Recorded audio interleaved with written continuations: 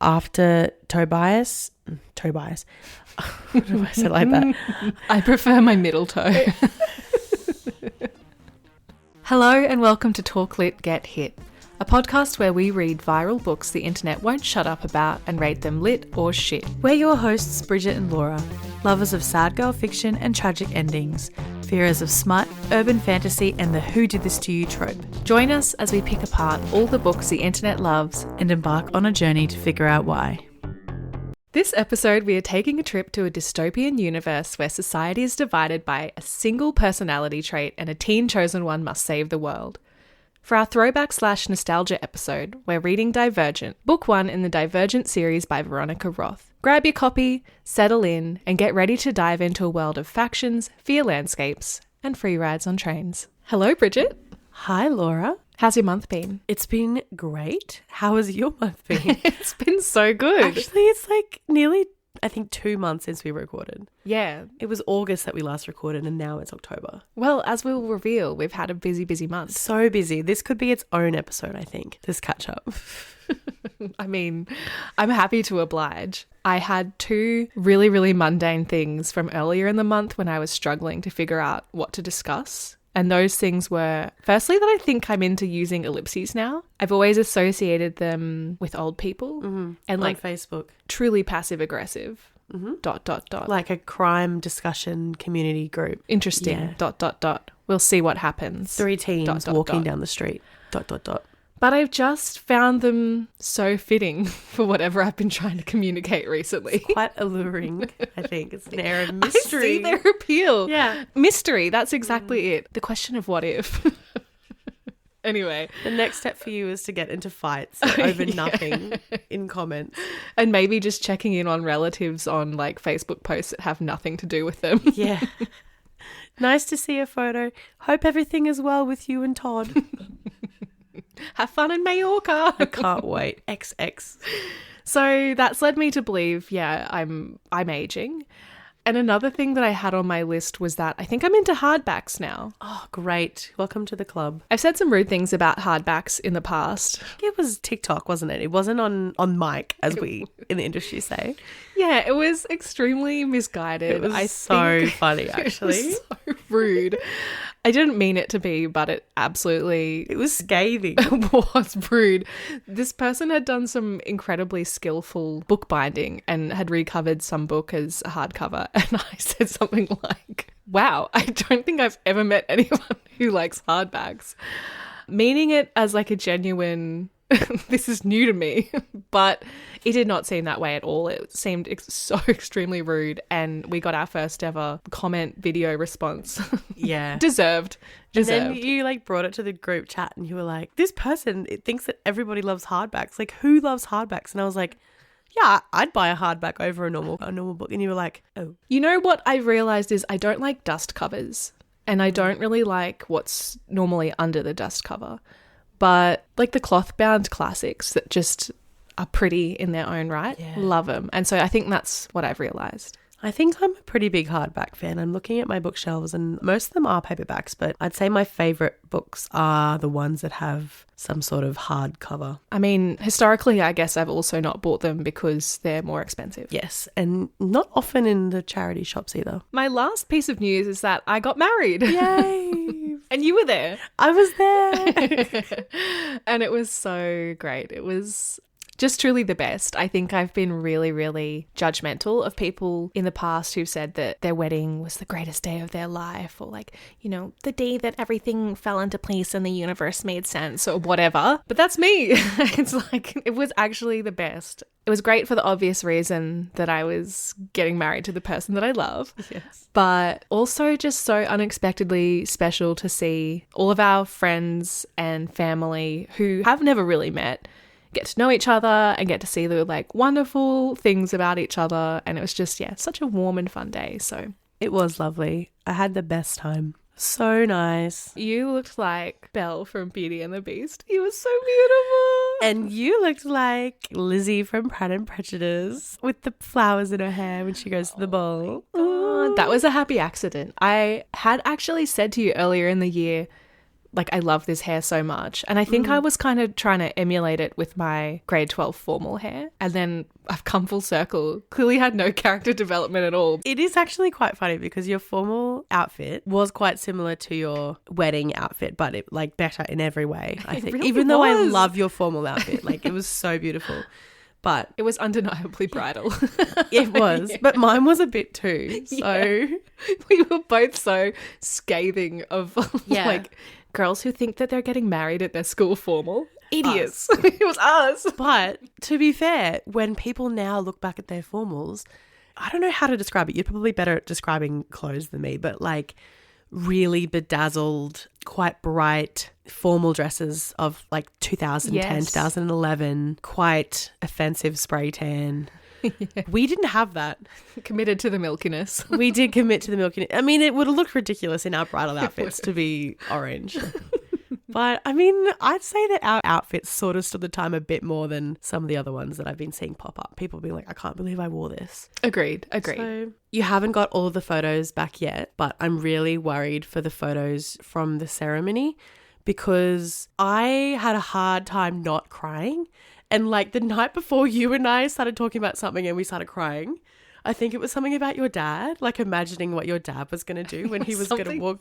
And we were like, and then one of the other bridesmaids was like, okay, girls, we need to focus because we were trying to organize something very like pressing. You were literally going to walk down the aisle. We were crying about something that hadn't happened. And then like got down the aisle, didn't fall over. That's always good. But then standing there watching Brown, oh, it was so nice. And I looked to my left and like right and saw the other bridesmaids. And then we were all crying. And so we were all like, these photos are going to be terrible. Like we're going to be crying, but hopefully it'll be all right. I was really desperately trying not to cry as well. Yes. I've seen a video because my mum videoed the ceremony and my face is making some pretty crazy contortions. And Using every muscle, ones you didn't even know you had. my bosom was heaving. Well, that's what I was there for, I guess. You were channeling your best Penelope. And she was beautiful at her wedding day too. Thank you so much. Yeah, living the dream. I feel like you had a really big month outside of attending the wedding as well, though. Yeah, I finally got a new car. Woo, very exciting. I can drive now without worrying when I stop at a traffic light or at a petrol station that my car won't continue to go when I put my foot on the accelerator. So that's good. Like there's no stress involved in that anymore. But I did also get a lovely present for the new car when I went to Brisbane for your surprise hens night. We went out for dinner. We had a picnic in the park and I stayed in a hotel in the valley. And I just parked my car in the hotel car park. I thought it was great. And then next morning had a lovely breakfast, checked out at 10, walked out to the car, eggs all over the car. And I was like, oh, this is so weird. Where did these eggs come from? And I think people had dropped them off one of the like high-rise apartments. And I just thought it was funny. And then my brother called me and I was like, there's eggs all over my car. And he was like, that's going to ruin all the paint. And I was like, oh. So then I had to find a car wash and it didn't. So must have done something right to the You're egg addicted lord. to car wash. Yeah, I do love car washes. I've been testing all of the different ones in Toowoomba and haven't found a good one yet. Like there's always something wrong with them. So I'll check back when I find the best one. I did think about getting you a series of vouchers for car washes for your birthday. That is a good idea. But I didn't know which ones you already tried because I knew you had strong feelings about some of them. And I didn't know which ones had the splatter gun. Oh, the splatter gun is so fun. It makes me feel like I'm in Grand Theft Auto or something. It's so fun. You should come. We should go and do it after this. Yeah, So I lock do it need in. to wash it.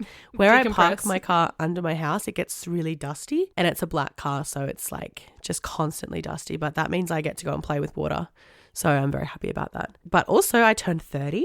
Woo. Finally can read that chapter in everything I know about love and understand it. I can glean things from it now. Probably went a bit over your So- head before. I think it did. So that's good. Had a lovely birthday party. Everybody was pressuring me to have a birthday party. And so I caved to peer pressure and I was like, fine. And I mean, I had a great time. It was lovely. So, yeah, it was very, very nice. Also, last exciting bit of news for the month is I got my first coin with King Charles on it. Whoa. Isn't that amazing? I got it from the can recycling place. Nice. That's They've the got only the goods. place I ever get cash. It was very shiny.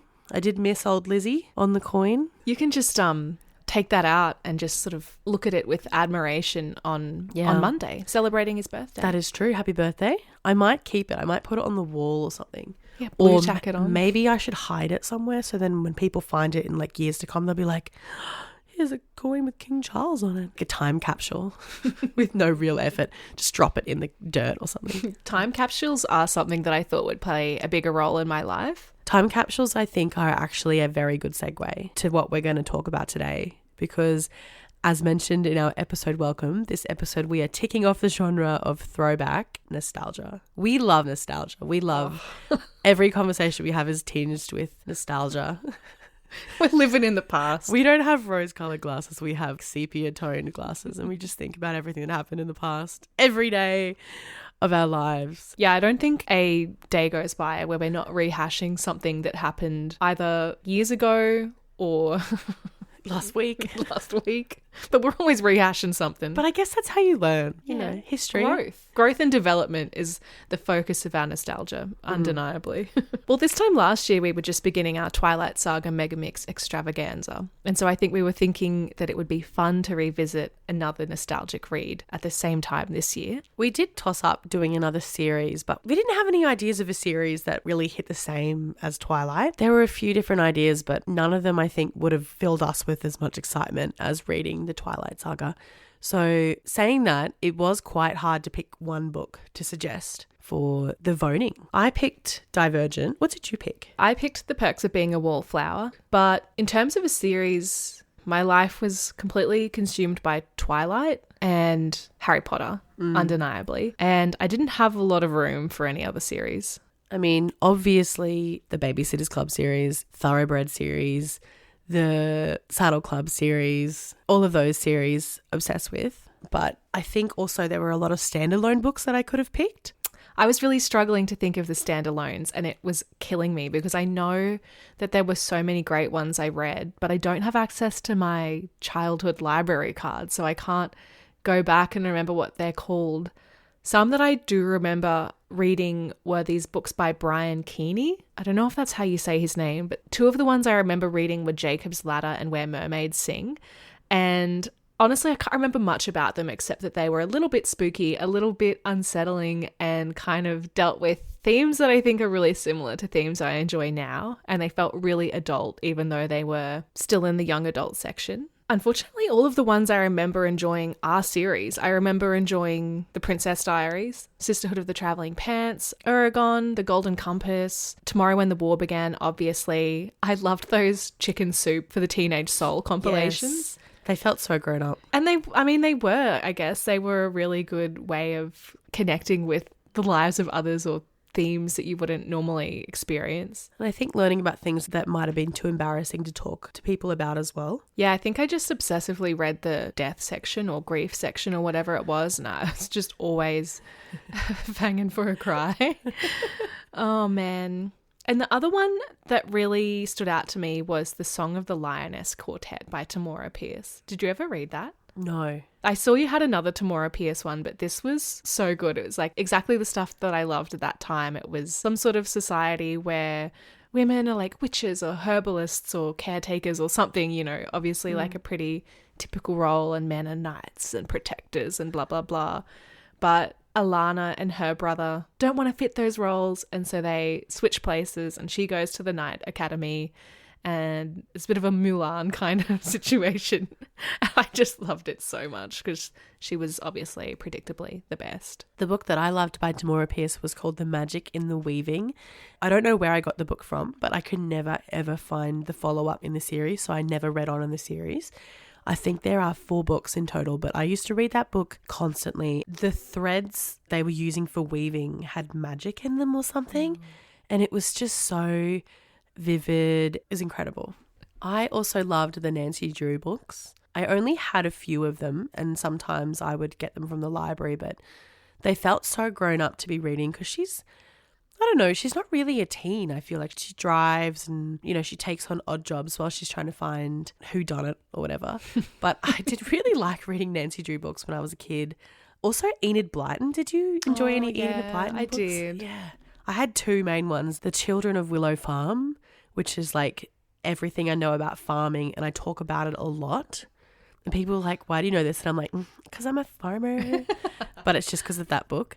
Another one was The Sixth Formers of St. Clair's or something like that. Oh. And it was just about a school. It was great. You read some underground ones. I only remember like Famous Four and Fantastic Five. Yeah, see, I never read those. I hope I got that right. And The Goblin Chair. No, I never read Magic them. Faraway Tree. No. I think Mum had all of those books from her childhood, so that's what I was reading. Another book that I can see there on your list is The Secret Garden. Oh, so good. So good. And I think it just so perfectly appealed to what I wanted for life, which was just like cultivating this special, precious, secret little place that's With seemingly no effort as well. Yeah. Like they did a little bit of weeding, but I always think about Wick.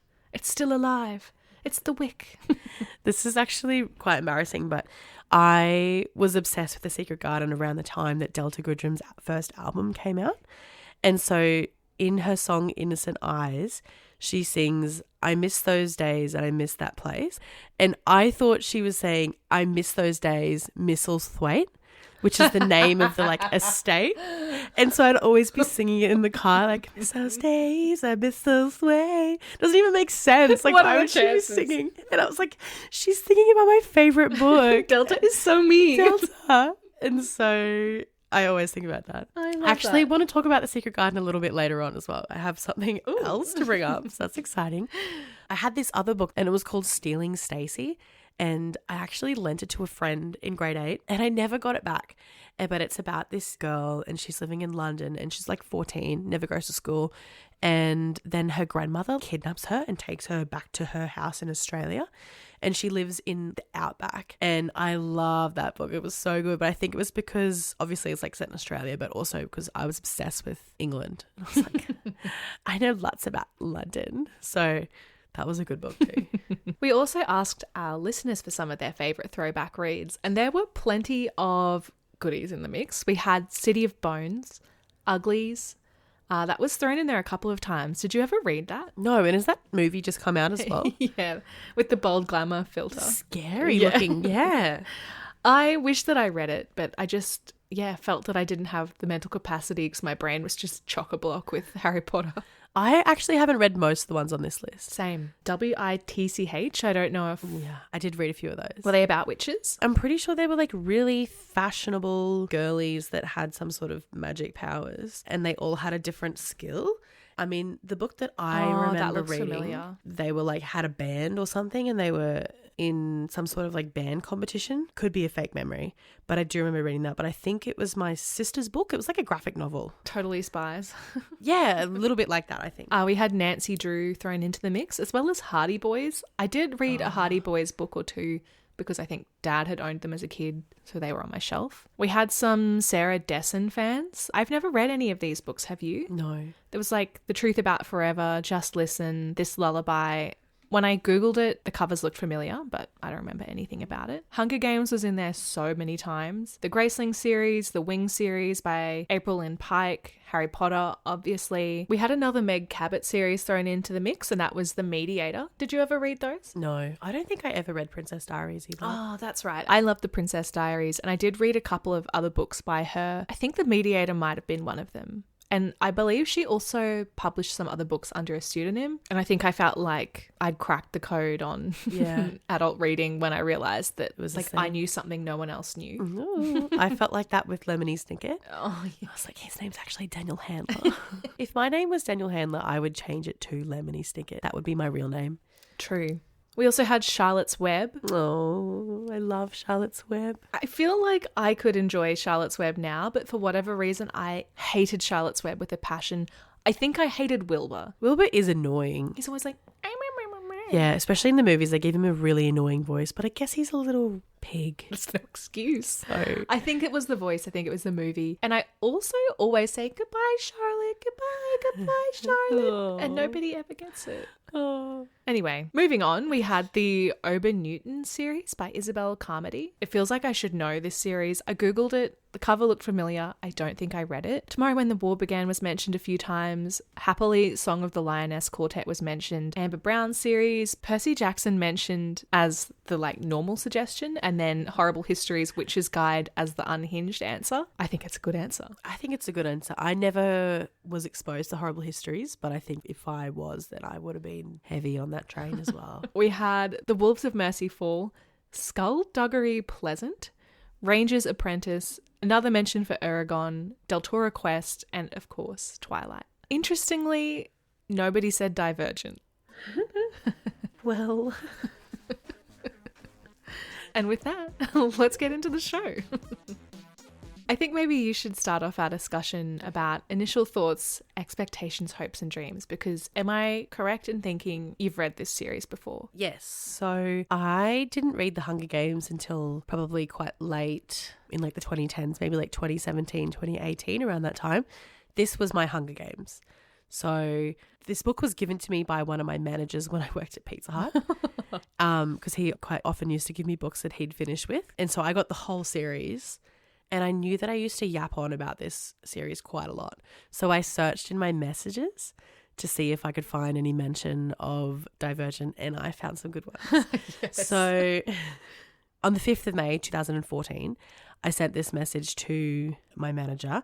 And I said, hello, I finished Divergent this morning. I started to read it yesterday on the way to and from Brisbane, finished it this morning before work. It was so good. I can't wait to read the next one. Thank you.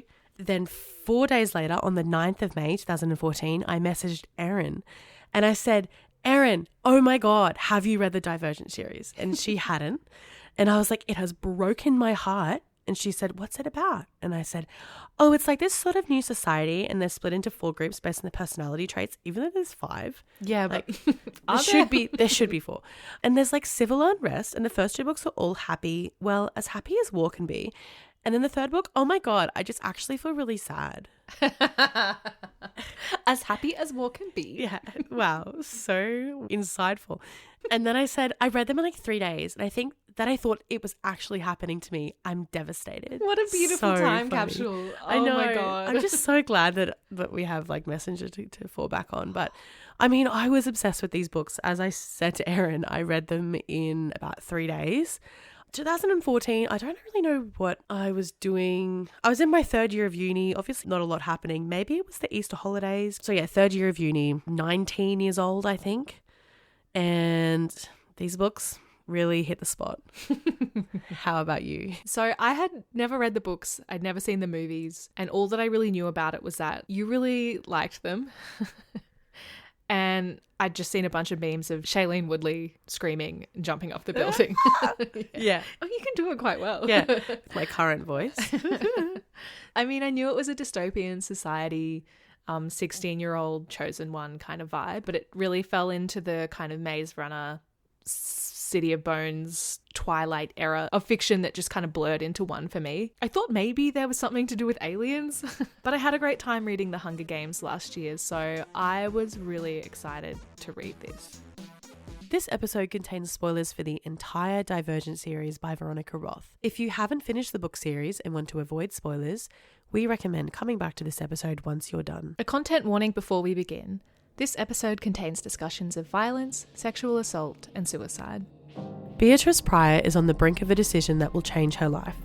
In a society divided into factions, all are forced to choose where they belong, and the choice Tris makes shocks everyone, including herself. Once decisions are made, the new members are forced to undergo extreme initiation tests with devastating consequences. As their experience transforms them, Tris must determine who her friends are, and if the man who both threatens and protects her is really on her side. Because Tris has a deadly secret, and as growing conflict threatens to unravel their seemingly perfect society, this secret might save those Tris loves, or it might destroy her. Well, I for one would like to hear your feelings after a reread of Divergent. 10 years later. Yes. I wouldn't say that I am hankering to read the rest of the trilogy like I apparently was in 2014. But I did enjoy myself. I don't know how much I was passively reading, if you know what I mean. I don't know how much I was taking in because it was quite familiar to me. I just thought this is a book. My post-read feelings. It does feel a little bit unfair to be reading a book you've never read before in an episode named Nostalgia/Throwback. It is pretty hard to make nostalgic connections with a book that means nothing to you. And I would say that there will be no future nostalgia associated with this book for me. No Dula Peep. No Dula Peep for me. I did not really enjoy what I read. I can see the appeal, but on a sliding scale of, I don't know, Twilight to Hunger Games, it was leaning more Twilight without any of the good things. And I think also what made it such a good read at the time was that was the peak era of dystopian fiction. I was reading a lot of dystopian fiction around that time.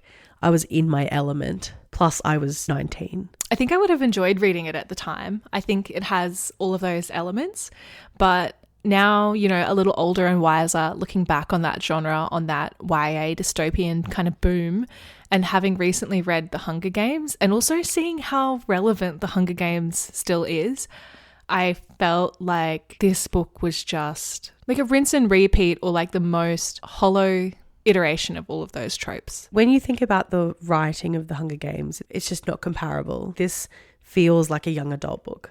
It is what it is, but The Hunger Games is just so much more. I really didn't feel any connection to this book. I really didn't feel enticed to read any of the other books. I think I saw the potential and I saw the missed opportunities, and it just left me feeling lacking. So let's set the scene a little bit and take a moment to talk about the woman that is Veronica Roth. She is an American author born in 1988.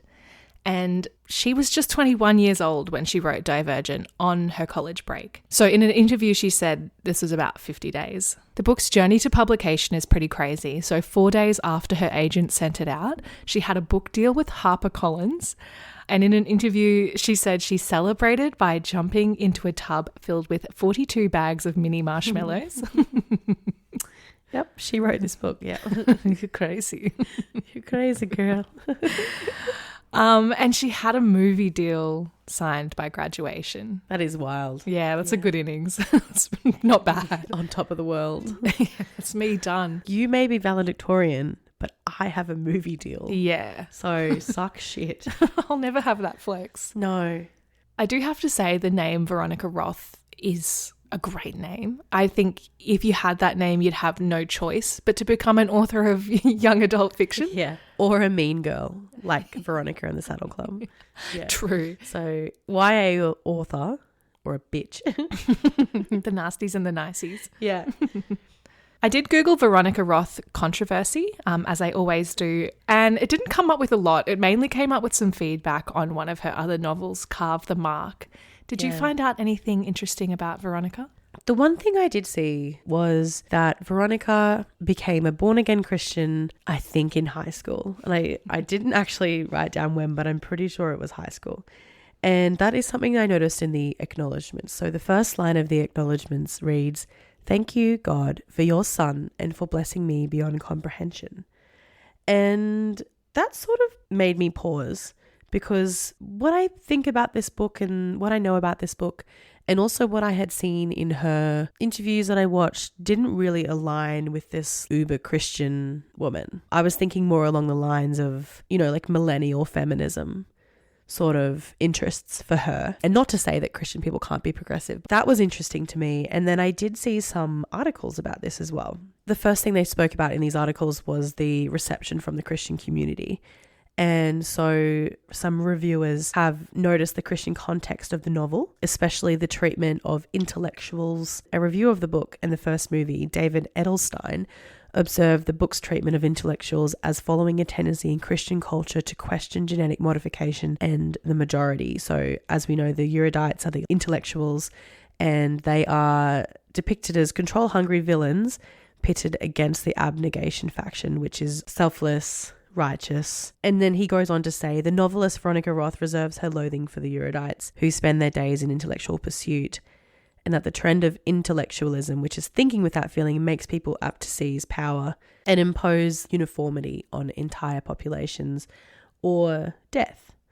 So that was interesting to me. The journalist then goes on to say, but it seems to me that knowledge is our best hope against the sort of brainwashing that produces true conformity, and that Roth's view of higher education has another agenda altogether. That's really interesting. I wasn't necessarily viewing it through, I guess, a lens of her Christianity. This is really tangential, but earlier this week I went to a conference. It was called the IFLA conference, so the International Federation of Libraries. and associations. A huge part of the conversation popping up again and again was freedom of access to information, our responsibility to sort of remain neutral in sharing that information, but then asking the question of how can you truly remain neutral when, in essence, you do have a moral obligation to share information that is accurate, that is reliable, that is academic.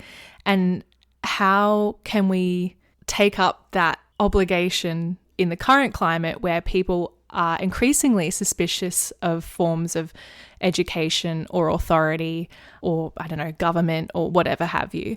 And I don't know, I was just reading this at the same time where there is this suspicion of erudite and of intellectuals, I guess.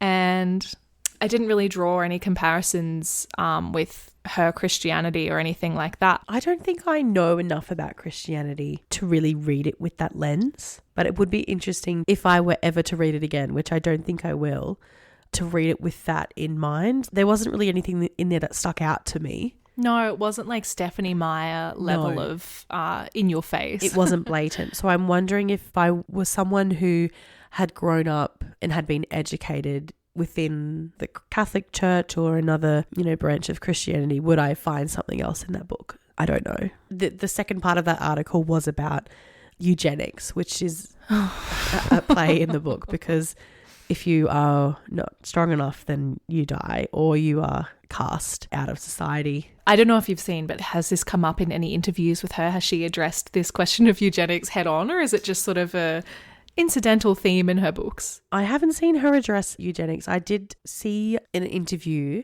on YouTube, and it was with a teen. I think it was some sort of like teen readers association or club or something. And once again, spoiler, so if you don't want to know what happens in the trilogy, skip forward a few seconds, but Tris dies in the last book.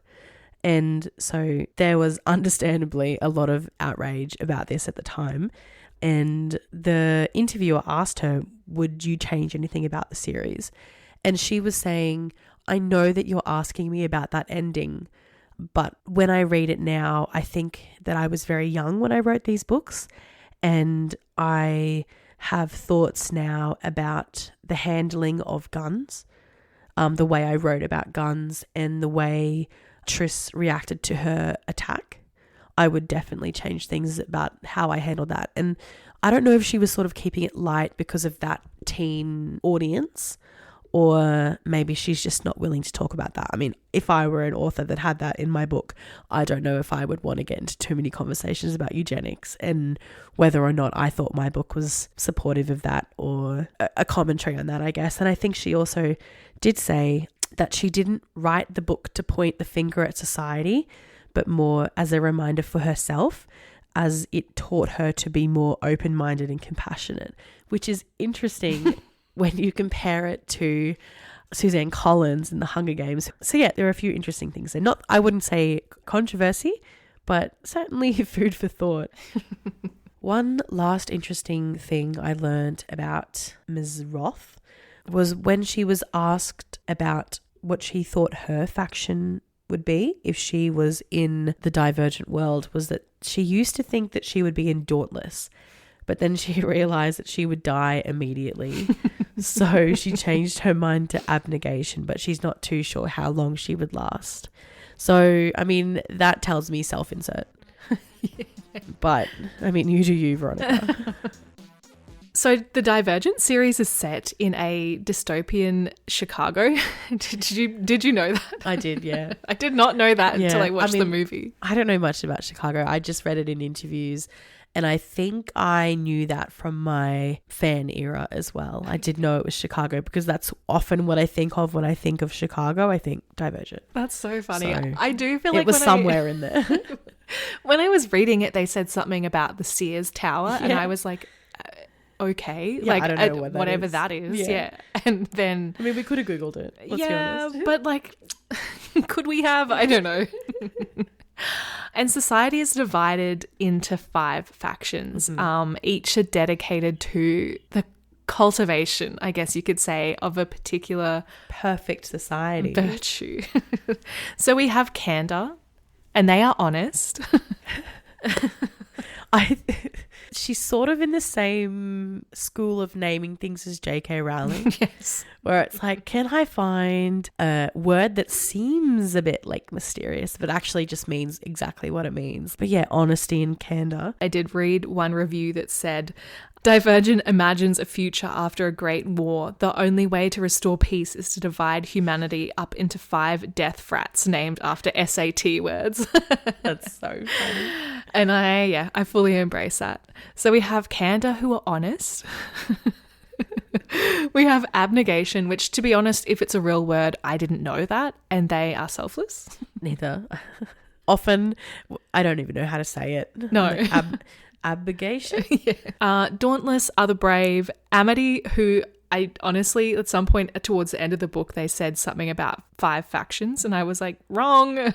As was obvious in my messages before, I always forget about amity because they're so boring. So amity's the one I kick out. Which one do you kick out? I guess amity. They seem like double handling. Abnegation and amity.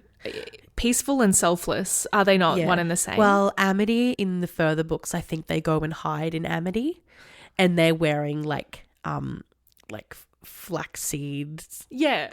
Like it's real like hippie yes. guitars on the back of a truck, like singing along. The movie portrays them exactly the same. Did you watch the second movie? I've only watched the first movie, but when they do the test, they each rock up in their special little colours and outfits, and Amity are wearing like that kind of loosely oriented in like Indian culture, orange, cult vibe outfit. I feel like amity is more free love and singing, and abnegation is silence and sadness. Yeah, and like what is their function in society? I think they're like farmers or something. Amity? Yeah, I think so. And I think like when I imagine abnegation, I just think of them in like a steaming tub of laundry with like their grey clothes, and they're stirring around with a big stick. True, it's very Oliver like, Twist. Yeah, literally. Please, sir, can I have the some waiting more? for? If we live to 84, exactly. That's literally their life. All we ever get is gruel. That's their whole life. She didn't know what a hamburger was. Oh my god, true. Yeah. And then obviously erudite, a Ravenclaw. Candace Slytherin. Smart bitches, yeah.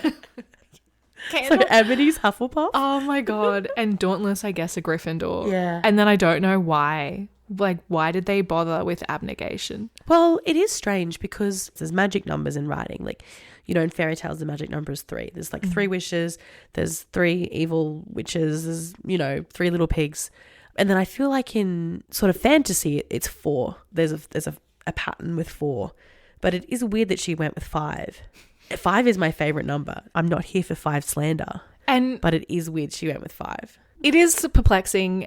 And not only do we have the 5 factions, but we also have technically a 6th, which is the factionless. Mm-hmm. Or 7 if you include divergent. Oh, true. Oh, God. The plot thickens. It's almost as if it wasn't planned. At the point in time this was written, as we've established, teen dystopia was having a real moment. So we had, for example, we have Uglies in 2005, Twilight, although not, you know, dystopian, I feel like it falls into the same kind of category. So that was also in 2005, Hunger Games in 2008, Maze Runner in 2009, and catching on to the end of all of this, we have Divergent in 2011. You said before that you thought there were aliens in this story. Yes. I think I know why. In 2010, I Am Number 4 was released by Pittacus Law. Did you read that series? I don't think so, but that sounds familiar. And there's aliens in that. Oh. And so I always get them mixed up in my head as well. So there's like I Am Number 4. They all have numbers. Oh, you know what? That does sound really familiar. So Power of 6, The Rise of 9, The Fall of 5. And I read them at the time too, and I really was into them. Oh, hang on a minute. Well. Maybe I read those. I think the series is Lorien Legacies or Lorien. I'm not sure how to say it, but in my mind, they're the same book. So that could be why you're thinking alien. Interestingly, I read an interview with Veronica Roth where she said The Hunger Games was just becoming a thing when I was finishing writing it. And look, I mean, I wasn't sentient at the time. I don't know when The Hunger Games was really gaining traction, but it was published. You were like 14. Yeah, but was I awake? Was I embroiled in the media landscape? In the lit world. I was not. No. I was not. So The Hunger Games was published in 2008. I don't know when I would have first heard of Hunger Games. I would say probably around like when the movie came out. So the last book in the Hunger Games trilogy, Mockingjay, was released in 2010. Oh, okay. So they're done by then. They're done. Yeah. And the first movie in the Hunger Games series was released at the start of 2012. So I think they're well and truly a thing by 2011 when Veronica Roth is pumping this out. Yeah, but at the same time, there was no booktube. I don't know. I wasn't part of it. I mean, she was in college. And she have a finger on the pulse. Yeah. I was thinking about this when I was putting together my list of nostalgic reads, and I was thinking about all of these series that I remember hearing of but never reading. And I really do think it is because of the way that this information got to us so much more slowly. I didn't have the assets to be out and about book shopping, Dimmicks every other day, QBD tomorrow, Angus Robertson, RIP. I'll Mary see you Ryan. at lunchtime. Yeah. Like, I wasn't doing that. I was online, but like not really in a way where I was finding out about new books. I was pretty much just there to write Harry Potter fan fiction and bounce. Yeah, I don't really think that I was finding out that much about these books. It was coming to me slowly. I did read an interview that she was a big fan of The Giver. By Lois Lowry, which is another book that I was really into at the time. May or may not have been due to the fact that Taylor Swift was in the movie. That might have been why I read the book, but I don't think I saw the movie. So, but that apparently, according to this note that I have here, is often cited as the original young adult dystopian novel. And that was in 1993. I've never read that. I think it's another trilogy. All that to say that the Divergent series, I think, was really following a tried and true formula. We had the blueprint, and now we got to see what Veronica Roth did with it. Once again, we've got this far without discussing any of the characters in sort of any great length. So maybe we should start with our bestie, Beatrice Triz Pryor. How do you feel about Beatrice? I don't have any feelings about it. I think that's really all I can say. Like, she is truly a vessel. She is literally void of personality. She is so void of motivation. There's no conclusion I can draw. I mean, that could be on purpose. I don't think it is. But growing up in abnegation, is that what you become? Like a bland piece of white bread? That can be said about so many things in this book. Like, so many things I read, I was like, well, it doesn't work that way. But is that the point? This is dumb. But is that the point? Yeah. And I was really spiraling, and I don't have the answers. That is a good point about abnegation. I don't think it was intentional. No, unfortunately. I think what you said before about her being a self-insert is true. I was getting a lot of flavors of Bella. I was getting a lot of flavors of Anastasia and Feyre. They all have What is Bella, that? Feyre, Anastasia, Triz Pryor.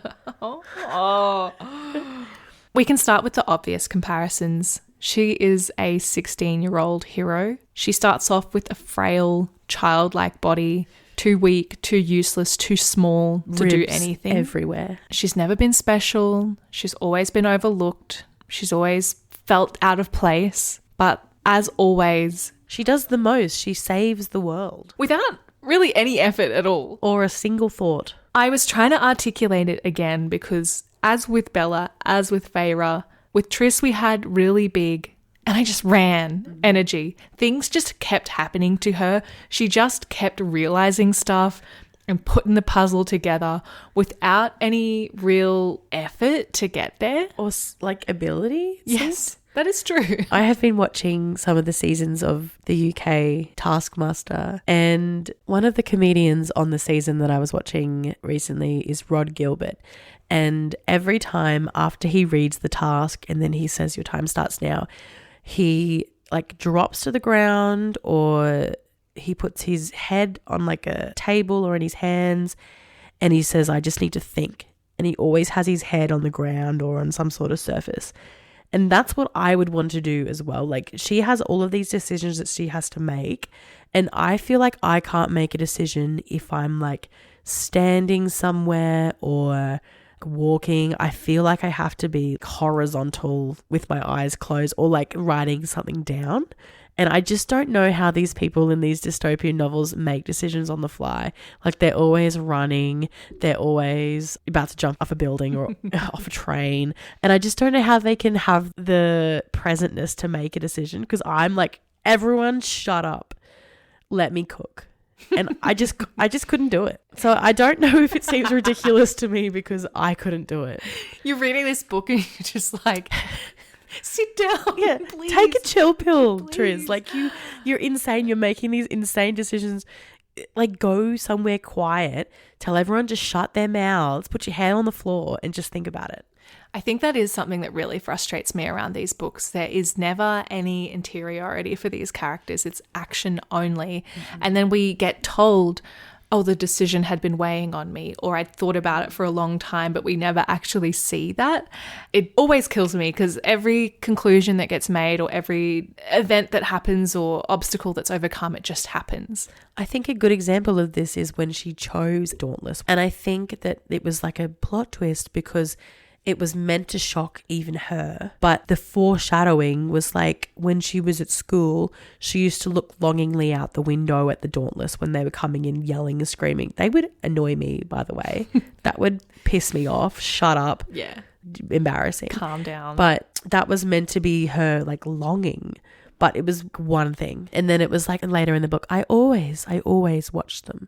And I understand that we can't see her whole life in a, 300, 400 page book. But I don't know, some inner thoughts might be nice sometimes instead of just relying on weak dialogue. This is another thing that was confusing to me about Tris, because when she goes to do the test and she's making the choice between abnegation or dauntless, her test results are inconclusive. Turns out she's divergent. They do the test to see what they're most suited to, but then it's ultimately their choice, which I think is like, again, another weird choice by the author. I really don't quite understand the point of going through this aptitude test if the results truly don't matter. Like, it made no sense to me, because by default then, doesn't anyone have the potential to be divergent? Because you're saying like, you're most suited to this role based on the results of your aptitude test, but you can choose another faction, which is in itself like an act of divergence.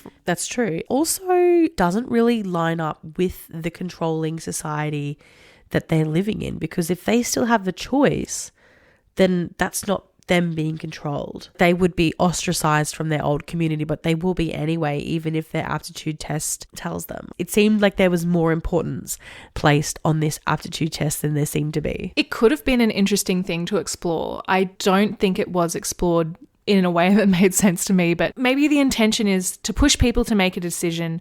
They either are strong enough to follow through on the implications of their decision. Maybe they're joining a faction that they don't have an aptitude for. Can they stick it out? Yes, great. Okay, society continues. Can they not stick it out? No, they're factionless. Sort of like elimination of the weakest, survival of the fittest. Maybe that's unintentional. Maybe I'm like grasping at straws here. But if that was intentional, it wasn't explored at all in the books. Yeah. I just don't know. I just don't know what it means. Honestly, like, I don't understand the point of being divergent.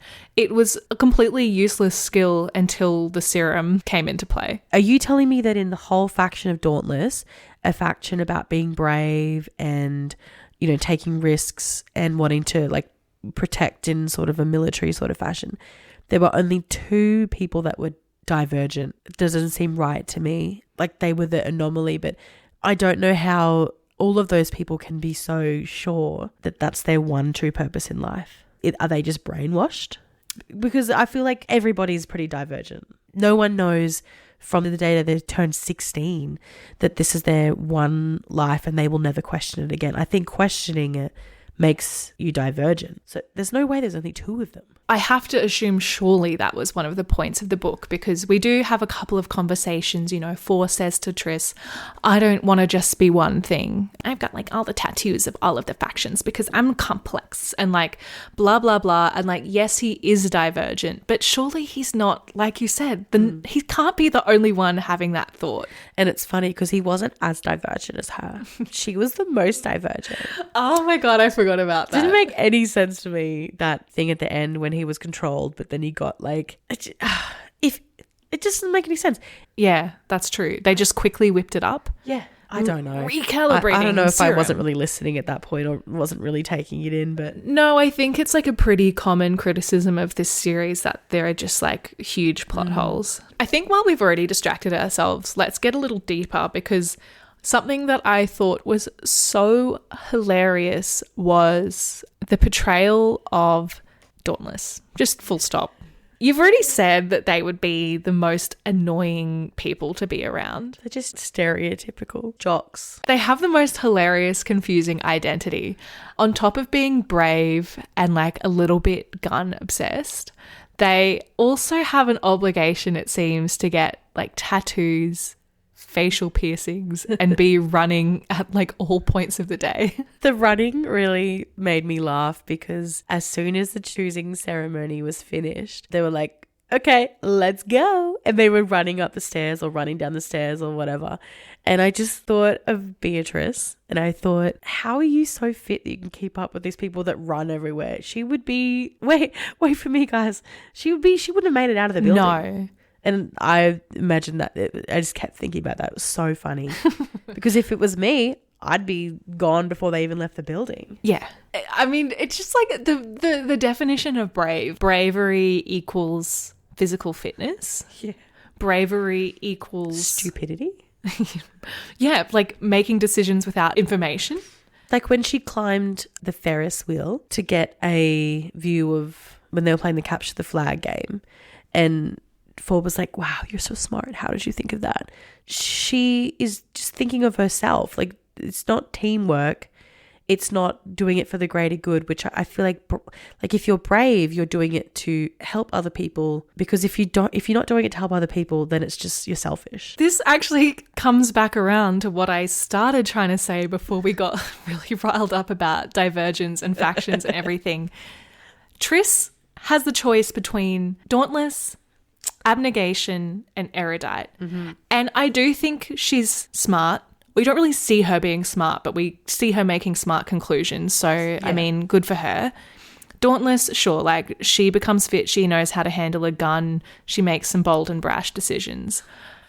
Abnegation, I don't understand how that was ever an option for her, because she is selfish. Yeah. She's so unforgiving, and like I've read what happens in books that follow. She kills a lot of people. She's shooting everybody. She's like making accusations. I don't think she's a selfless character at all. She works with Tobias's father, and then Tobias is understandably quite hurt when he finds out, because she doesn't tell him. They sort of split up for a bit. She's like, but I had to do it. Which, yeah, you might have had to do it, but you could have had a single conversation and be like, hey, look, I know I hate your dad, but he has this knowledge that we need, or something like that. Same thing with how she killed Will. Never told Christina. Yeah. Hey, you were in a simulation. He was going to kill me. Even just lie. I had to shoot him. I didn't know it was him. I just shot and then I saw it. You know, like she doesn't tell the truth. But also the thing that I kept thinking of, are you telling me that not any of the other factions care about their family or care about the people that they love? The last thing that I want to say about Triss is that, yes, as we've established, we have those like, I'm nothing special, nobody would look twice at me kind of thing. But oftentimes when we have this in books, other characters are saying, no, you're beautiful. But that is not the case in this book at all. Characters are constantly negging her. The first example is when she does kind of have like a pretty after all makeover. So this is in chapter 8. I think they're off to some sort of party/gathering in the pit, and they're going to go get tattoos. And so first, she gets a little fashion makeover. What's wrong with my clothes, I say. I'm not wearing grey anymore. They're ugly and gigantic, her friends criticize. So 10 minutes later, I stand in front of a mirror in the clothing place, wearing a knee-length black dress. The skirt isn't full, but it isn't stuck to my thighs either, unlike the first one she picked out, which I refused. Goosebumps appear on my bare arms. She slips the tie from my hair and I shake it out of its braids so it hangs wavy over my shoulders. Then she holds up a black pencil. Eyeliner, she says. You aren't going to be able to make me pretty, you know. I close my eyes and hold still. She runs the tip of the pencil along the line of my eyelashes. I imagine standing before my family in these clothes and my stomach twists like I might be sick. Who cares about pretty? I'm going for noticeable. Anyway, so she puts the eyeliner on. She's wearing a black. And then her friend who's done her makeup says, see, you're ... striking.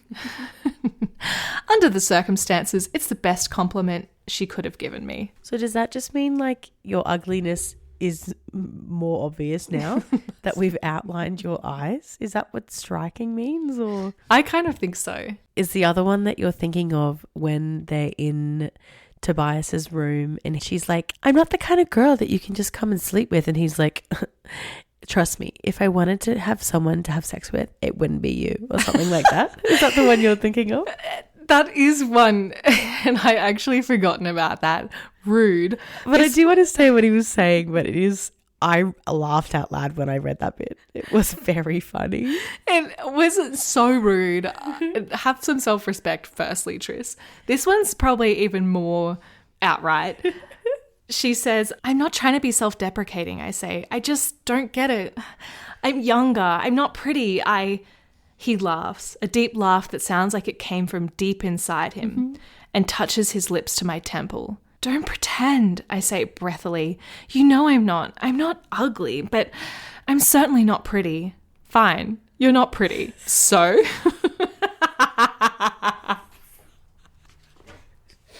He kisses my cheek. I like how you look. You're deadly smart. You're brave. And even though you found out about Marcus ... you aren't giving me that look. A harsh thing to say, even if you're expecting it. He couldn't even go with the like, you're beautiful to me kind of line of thinking. He was like, yeah, bitch, you are fugly, but look, you're clever. That's not what I'm interested in, or something like you lead with, yeah, you're not pretty. It's so funny. And I was so perplexed by this kind of direction of thinking from him about her that, I mean, obviously they get together super quickly in this book. Like, tension, done. The jig's up. Tension, none. Yes, arguably. I mean, it's not an argument, actually. Just exactly what you said. No tension. And so I was searching divergent love triangle, like divergent other lover. Plot twist, spoiler, there is none. Well, I did actually read an interview about this. So she, and by she I mean Veronica Roth, that woman, she said in an interview that she was toying with the idea of a love triangle. So she said that she wrote the love triangle in after Tobias and her had their little breakup, when Tobias found out that Tris was working with Marcus, and she said that it just didn't really work, and that she liked that their love stayed solid for the whole time except for that little blip. I don't think that I was missing a love triangle. I don't know if it would have been better if there was one. I don't think it was missing a love triangle. I don't think there was any real possible contender. I thought maybe her and Peter could become like unlikely allies, enemies to lovers. But no, I wasn't missing a love triangle, and I think that would have brought it one step closer to the Hunger Games, which it can't replicate no matter how hard it tries. I think it would have benefited from some or any tension in their relationship. And although, like, I guess their relationship wasn't the whole point of the book, it would have been nice to have something a little bit dynamic happening throughout the rest of the trilogy. I do have to say that I don't really care about the romance. I don't think I cared about it much when I read the book originally. It's not a factor to me. I don't really care about Tobias. And maybe he has a bit more charisma in the movie. I did actually go and see this movie, which tells you how much I liked the book. But I don't remember it really. The only sort of opinion I have about their relationship is when it comes to the end of the series, I don't really mind that she dies. I think that it was very sad when I read it. I was obviously distraught based on my messages, but the thing that I find unforgivable is not the act of killing the main character of the series, because that's a shock and that's something a bit exciting. I think what I find unforgivable is the fact that Tobias ends up with Christina. And that is revealed in one of those short stories. And I think that is absolutely unfathomable to me. That is cheap. I did not know that. It is cheap, yeah. And so while I don't care about their relationship, I think that it was a good partnership, and that was ridiculous that she made him end up with Christina. Oh, God. That is unforgivable. I don't understand how there can be so much good material to work with and so little done with it. I think at some time I had found out that Tris died, which is probably why I never read the series, because I was kind of like, well, why would I bother when I know the ending? I don't hate that at all. I love the idea of this gritty dystopian world where everything is arbitrary, everything is meaningless. There's this group of people fighting for something better, and it ultimately doesn't matter. I think that's grim. I think that's upsetting. It's haunting. I don't think that's probably the feeling that most readers were left with when the series wrapped up. And stupid shit like making Tobias end up with Christina is exactly the kind of thing that detracts from that. You know what's something else that detracts from that? He scatters her ashes on the zip line. So he goes on the zip line, conquers his fear of heights, and off you go, Tris. Be free. Oh, man. The zip line. I'm sure you could write that in a really touching way, but just seeing it as a concept on a page, Tobias scatters Tris's ashes on the zip line, is so, so funny.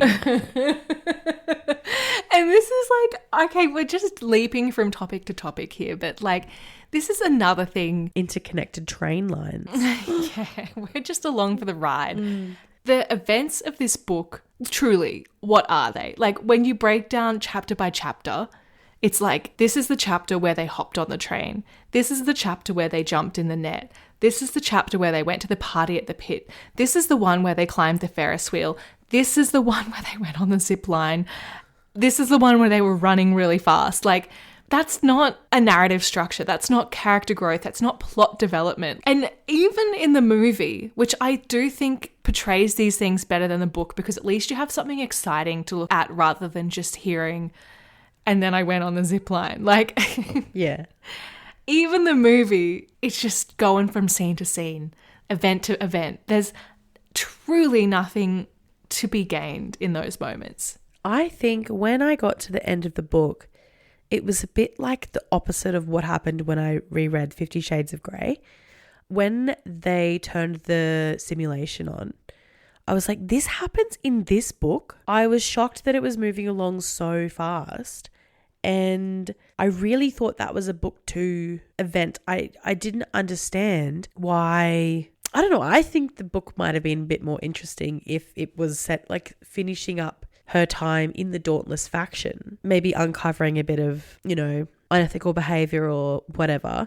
But I was actually really shocked that the takeover of the other factions happened in this book. Well, so much happens and so little time is given to each of the events. Like, she grapples with her entire identity, settles into that quick smart, undergoes like a really snappy training regime, finds out about this sort of subterfuge happening in the governments, goes to war, like finds out about serums, finds out she's divergent, learns almost nothing about that, does nothing with that skill, gets in a relationship, makes some friends, tries out eyeliner, Both of her parents die. Finds out her mum was dauntless and divergent. Her mum was sick. We have these glimpses of stuff that's really, really interesting and really, really juicy and could lead to a lot of depth and development, and absolutely nothing is done with it. When I was reading the part when her mother died, it couldn't have been a more ridiculous setting. I was sitting on the couch chomping on a carrot, and then all of a sudden I'm crying because this mother, like her mother's just died. I don't even think it was that sad. It really hit me. And I was like, I'm sitting here eating this carrot and I'm crying about this book. It was very funny.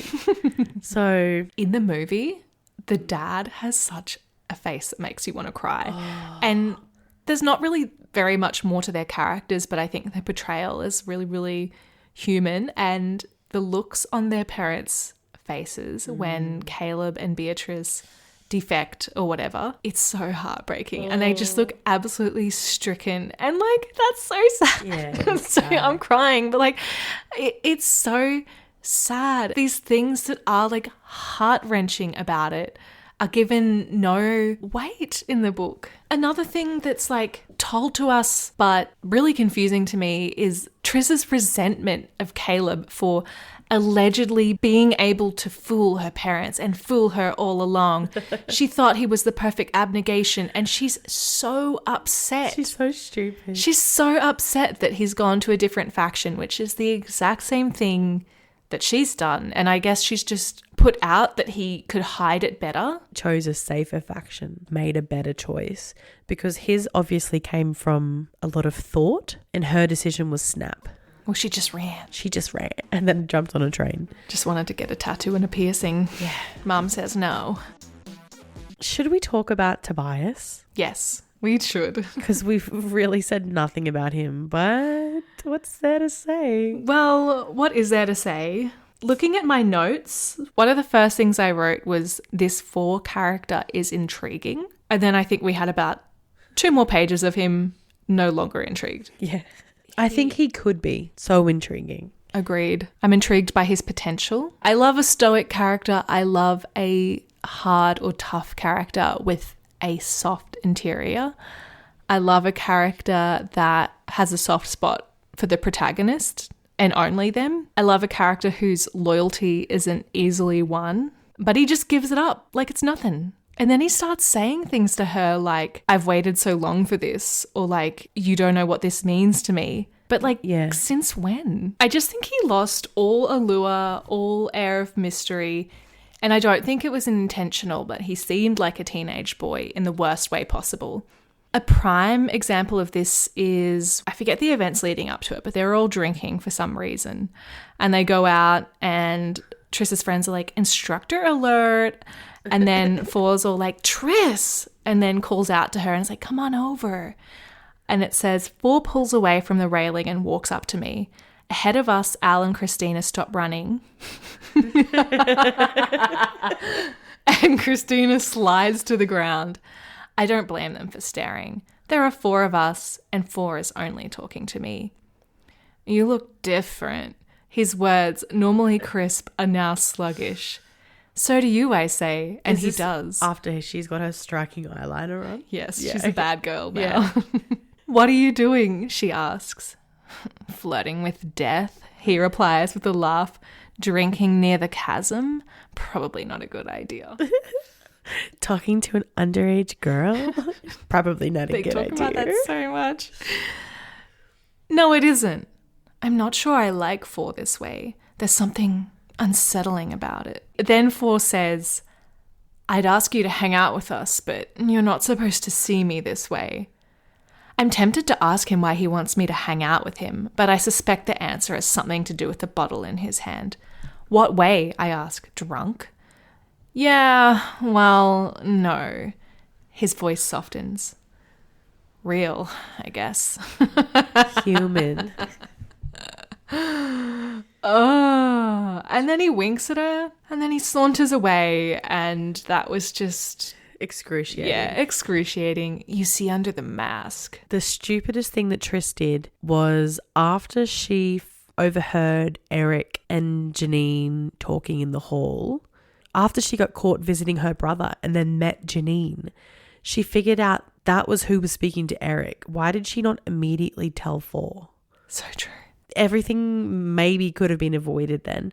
She said to him, this is why I put you in this position. Did that not send red flags to her? Like, why is this woman who's in charge of this faction hiring people in this faction? Yeah. Doesn't make any sense. They could have got out of there. They could have, I don't know. He's a computer whiz, apparently. That's such a convenient plot point as well.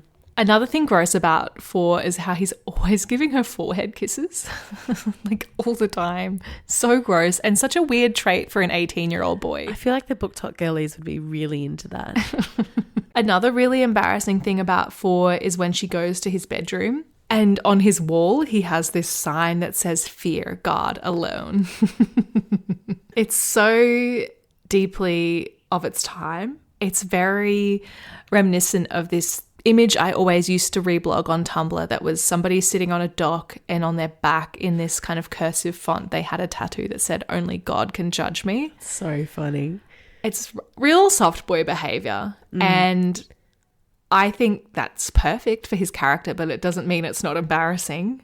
What were you imagining the compound to look like? It kind of looked like the hyena pit in The Lion King God, to me. That's incredible. I had no thoughts. It was like Gryffindor dormitory and the hyena pit. Okay. I had an amalgamation as well. Have you read The Host by Stephanie Meyer? No. So my Dauntless compound was half the Host compound. Okay. You should read it. I would enjoy It's it. good. I know I would. They like live underground. Anyway, half that and then half a cruise ship because they're like, let's go to the salon. Let's go to the dress shop. And I just think this is a cruise ship. It's This is true. It's a carnival cruise.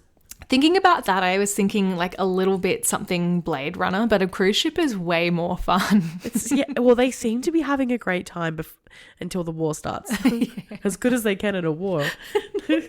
I am just so obsessed with the fact that a cornerstone of the Dauntless persona is getting tattoos and having piercings. Yeah, and I love running. that they get to choose their jobs as well. Yeah. What job would you like? I want to be the person that sits in their room and reads books. It's like, you just pick anything. so dumb. And, like, once again, if this is the perfect society, why do we still have jobs? Why are we still stuck with these rules? We've talked about this for Akatar. Why are there still people who are poor?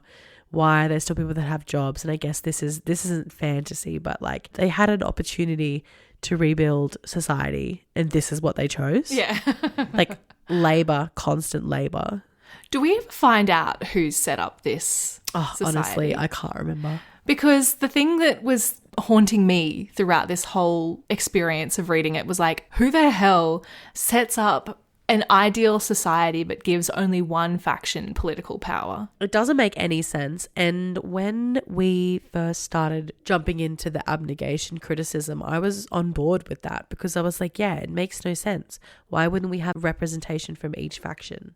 That just seems obvious to me. Yes. Why wouldn't there be a 5-way government or a 5-way panel or like, 2 representatives from each or something like that? Doesn't make any sense. And also they're like basically the weakest losers of the whole thing. So like if everybody else allegedly hates them so much, why has nobody done anything about it? Like who's pulling the strings? I don't understand.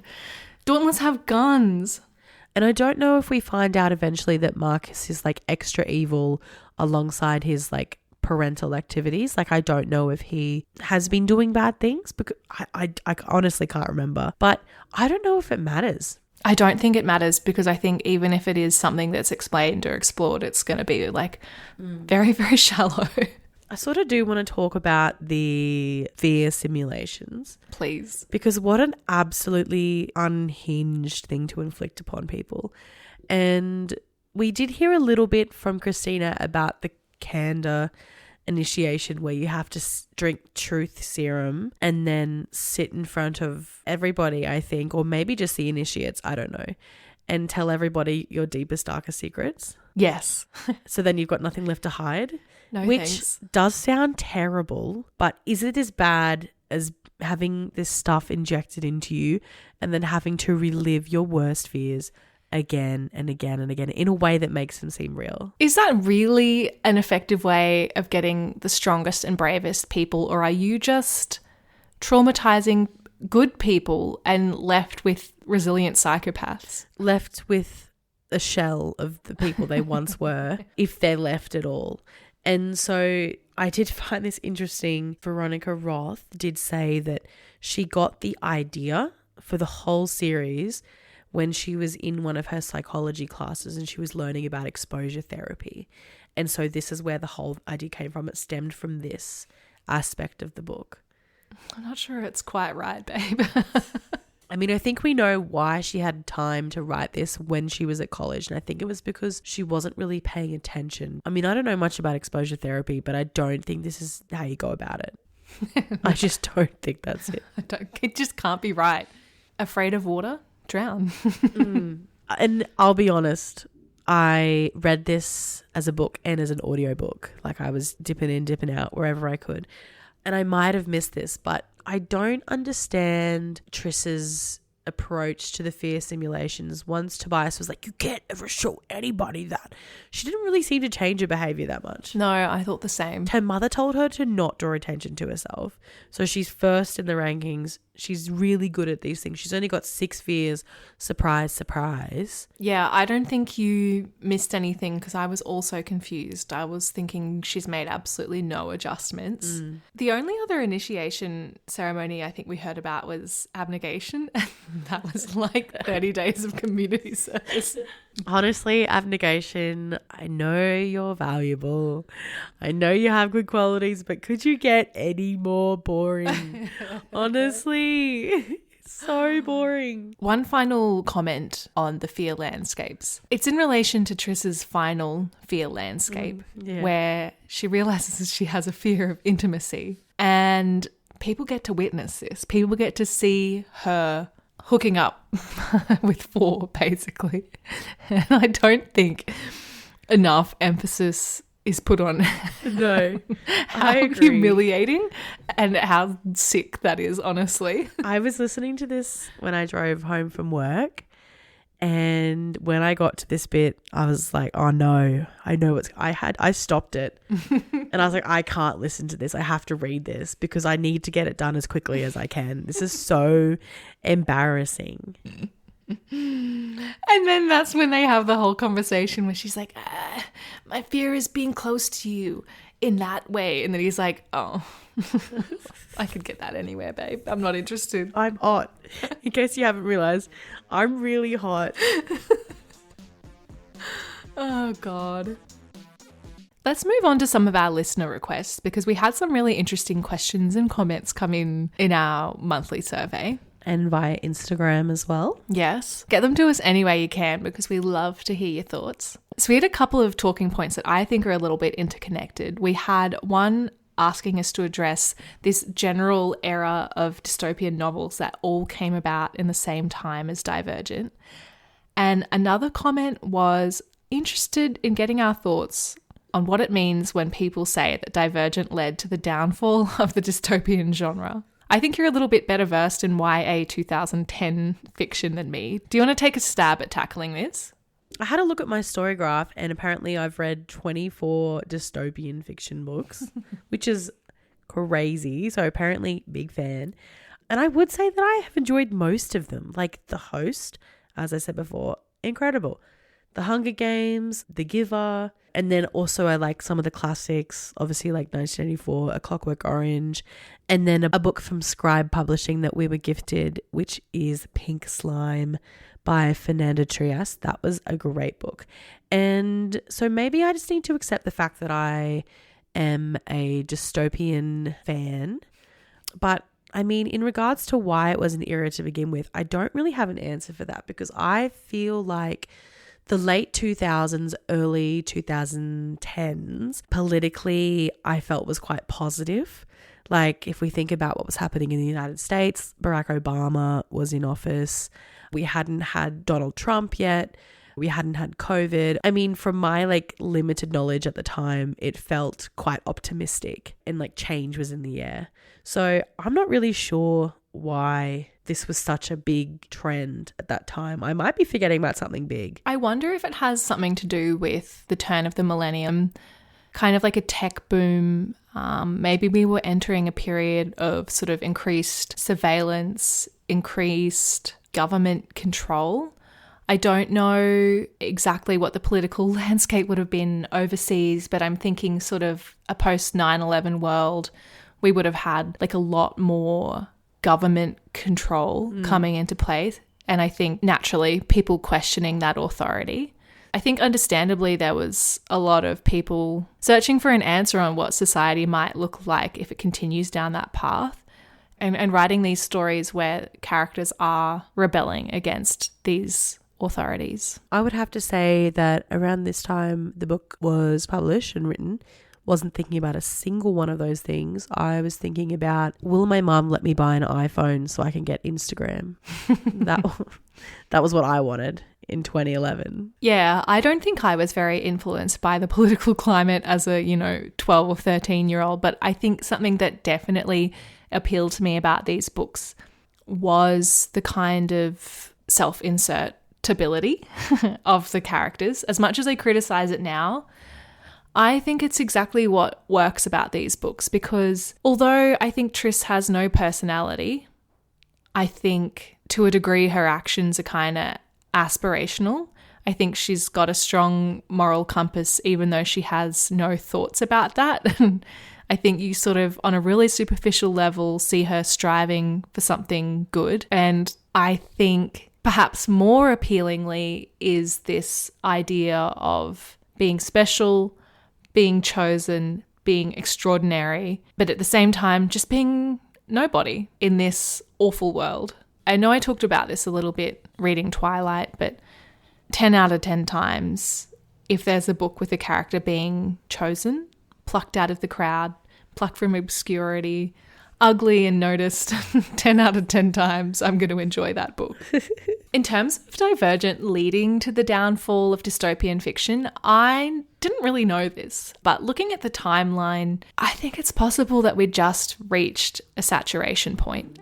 Although I think there's a universal appeal to this genre, I think the fans that had started with things like Uglies, Maze Runner, whatever was coming out earlier, might have aged out of this a little bit by the time Divergent was coming around, and certainly so by the time the movies, and I think the last movie was split into two. Yeah. By the time that came around, I think people were done with it. We'd had enough. It was no longer our demographic. It is quite funny, the story of the movie. So yeah, the first part of the movie was released in 2016 and part 2, it just never came. It was meant to be named Ascendant and it was put on the back burner because of the poor box office results of part 1, which is so humiliating for everybody involved.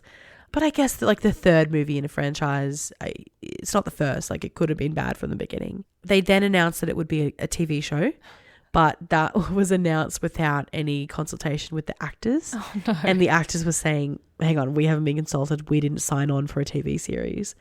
And that's honestly fair enough, I think. Yeah. Like, I'm sure there's movie actors, there's TV actors. A few can do both well. But, I mean, if you didn't sign up, that's fine. There's an interview with Screen Rant that Shailene Woodley did, and she said, out of respect to the studio and everyone involved, they may have changed their mind and may be doing something different, but I'm not necessarily interested in doing a television show. Good answer. It just never happened. I will say I've only watched the one movie, but Shailene Woodley acted her little heart out. She was great. It was really the year of Shailene Woodley because I remember seeing The Descendants with George Clooney. Mm-hmm. I don't know if that was the same year. Might have been a little bit earlier, but that was good too. And then obviously The Fault in Our Stars. Yeah. And then, as another listener wanted us to point out, the fact that her love interest in The Fault in Our Stars played her brother in Divergent, which is honestly poor casting and poor timing. Yes. Maybe that's the agent's fault. Surely.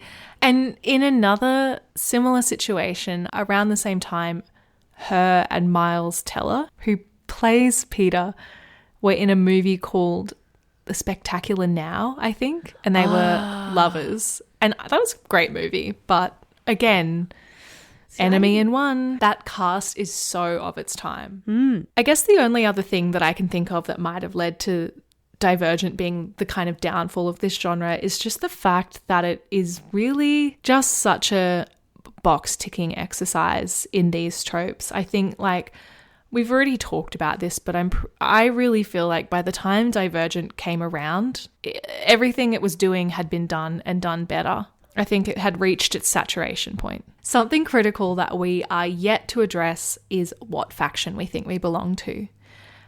I have no thoughts or feelings about this. I'm glad because same. I need a quiz to tell me who I am. And as always, we're turning to BuzzFeed. I know I'm not abnegation. And if I am, then I'm sorry for everything I said, my fellow initiates. I really don't believe I have many of these qualities. I think this quiz is especially funny because the questions are ridiculous. And I can't wait. Okay, first one. What colour do you wear most? And the options are black, red, white, blue, grey, and whatever's cheapest. I mean, I guess black or blue. Blue for me. I might go blue as well. But whatever's cheapest is a fair answer. Okay, the next one is pick a phone app. And I love this. This is why I picked this quiz, because I saw this question and I thought, this is the caliber of questions that we want. So text, Instagram, Google, Facebook, quiz up, and weather. I'm going to go Instagram. I think I'm going to go Instagram as well. Okay, question 3. What do you value most? We have selflessness, kindness, revenge, honesty, bravery, and intelligence. I would have to say kindness. Yeah, same. Honesty is a close second. But sometimes you don't want the truth. Yeah, I think it's kind to not be honest sometimes. What's your sin? We have gluttony, pride, sloth, envy, greed, or wrath. When we say greed, oh no, it's probably gluttony. Your sin? Yeah. Yeah, I love living a life of leisure. Live it large. Yeah. I'm a hedonist. Yeah, same. Yeah. Yeah. Next one is pick a TV show. Breaking Bad, Game of Thrones, Law and Order, Girls, Revenge, and I don't watch TV. Oh, we know which one I'm will picking. You be? Although I did enjoy Game of Thrones. It's going to be Girls for me. Next one is what are you guilty of? We're really just bearing everything here. Telling lies to make people feel better, being blunt, acting before thinking, spending more time at your job than with your friends, quitting too easily, putting others' needs before yours. I don't think it's fair to ask us to participate in this capitalist society and then have spending more time at your job than with friends as one of the questions. Is that my fault? We don't have a choice. Guilty. Everybody would be guilty with Lock that. me up, babe. Oh my God. It's going to be quitting too easily for me. Okay. I think mine would be telling lies to make people feel better. What's your dream job? Lawyer? I just want a job. This is a terrible quiz. Volunteer work, doctor, police officer, astronaut. Literally none of these. I don't want to do any of them. I don't want a job. I don't want to even do volunteer work. I guess I'll volunteer because that's better than all of the rest of them. And I mean, it would make you feel good. I will say volunteer work as well because I think there's the suggestion that you care about it. The next one is pick your poison. Beer, water, wine, tea, shots, coffee. I'm going to go water. I love water. You do love water. I'll probably go coffee. Don't talk to me till I've had my morning coffee. All right, next let's pick a superpower. Shapeshift, influencing minds, super strength, teleportation, healing powers, or read minds. I think I'm not interested in having any superpower, so I think I'll do healing because at least that one's helpful. I don't care about any of the others. Yeah, shapeshifting, influencing, super strength. I don't care to know what people are thinking about me. Teleportation would be handy, but like, can I use it to take other people with me? I doubt it. I will also go with healing. Okay, pick a phrase you say most. You look so nice. I dare you. I knew that. I know you're lying. Can you help me? Need help? I'm going to go with I knew that. I'm going to go with can you help me? This hurts a little. Oh, no. Amity. Amity. Well, Amity is the faction dedicated to peacefulness, kindness, friendship, and forgiveness. They believe in love, not war. And their faction is truly democratic, voting on everything they do. They will often lie to avoid confrontation, and their bread is embedded with peace serum, preventing Amity members from fighting. Their attire consists of red and yellow, and their substance in the choosing ceremony is soil. Thanks. I mean, I'm happy with that result. Like, it's very nice. It's very flattering. I just am sorry for what I've said about Amity. You're not as sorry as I'm going to be. I'm unhappy because I'm abnegation. Oh, no. It's the faction dedicated to selflessness and simplicity, always putting others before themselves. Initiates a force to reject a life of vanity and self-indulgence. What of my answers gave me this? Protecting themselves from a selfish life of greed and envy. Mirrors, gossiping, and buying luxury items are strictly forbidden. Their attire consists of grey, and their substance in the choosing ceremony is stone. I'm sorry to say, but that simply isn't you. It's not me, and I don't want it to be me. It must be the water that got me there. Yeah. And the volunteer work. Boring as shit. It's Sorry. the water is so overpowering that they're like abnegation. How did that overpower Instagram, gluttony, and telling lies to make people feel better? I guess they do lie. Oh well. We must accept our new overlords, I guess. Crazy results. The last question that we've been asked to address is first childhood or first celebrity crushes. The listener also let us know that Oliver Wood in Harry Potter 1 was theirs. Fair. Very valid. Do you want to go first? Because I feel like yours are better than mine. Well, I have one that's a little bit topical, and I kind of got thinking about it throughout reading this book. The only other Tobias I can think of is one that appealed to me as a kid, and that is Tobias from Animorphs. I wasn't a big Animorphs consumer other than the covers. Well, I don't think he's in it that much because from memory, Tobias is the one that stays as an Animorph for too long and then he gets trapped as a hawk. No. So it was always pretty tragic. He was like tantalizing. I got like a little hint of him, but then he was just always a hawk or a falcon or whatever. Eagle, I don't know. So bestiality is Well, what your life would be. I mean, it does tie a little into my next answer because I did also have a big crush on Simba. But I think it was like quite specific to that scene where he's walking over the log and he's like prancing. entering adolescence. Oh, yes. Going through changes, and then when he jumps off the log and he's like, "It means no worries." I was like, "Oh, This has changed. hang on a minute. What is this feeling?" Yes. See, I think I was always drawn more to Scar, which Bad is boys. not good. This ties in with your like Kylo Ren. Yeah. Anakin Skywalker. Couple rapid fire ones. Casper when he becomes human. Nathan from High Five. Murray Wiggle. Orlando Bloom as Legolas. Obviously Zac Efron. I was crushing quite relentlessly. Oh, James McAvoy in Becoming Jane, but also in like Narnia. Isn't he like some sort of forest creature in Narnia? Yeah, he's part goat. Okay. But No judgment. mean, you just got to lay eyes on him. I don't think I've seen it, so I can't actually make comment about that. His like the force of his handsomeness and charmingness is just so powerful, like goat or not. Look, like don't read too much into the themes, like the animal themes that I'm laying down here. It's just probably time to move on to you anyway. This was a little bit hard for me because I was a prude as a child and I didn't want anybody to think I was thinking about boys. And so the only ones that ever come to mind quite rapidly are Dimitri from Anastasia. That's good. And Robbie from Angus, obviously. Angus Thong's the Perfect Snogging. But then when I think about it a little bit more, I can think of Eric from The Little Mermaid. Animated, obviously, because I'm not 3. Michael from The Princess Diaries. Oh, that's good too.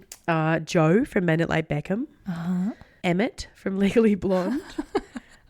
And then I think this is literally the only age-appropriate one, Dickon from A Secret Garden. So I get it. nice callback. And also that might explain Brian, a regional Yorkshire boy. So That's true. Dickon. I don't really know how any of my crushes explain Brown, but I'll get to work on that analysis. Okay, we have travelled all the way around on this very circular episode, almost as if we're on a train. In Chicago. Yes, and we have finally docked at the station of favourite characters. Okay, Triss's mother, I think. Shut up, she's mine too. Who else is there to pick? What an interesting woman and what a waste of a character. A waste of a character. I'm actually surprised there hasn't been some sort of spin-off written about her. I'd be milking this for all it's worth. Surely Divergent fan fiction capitalises on that because that's a character with meat. Mm-hmm. How about your least favourite character?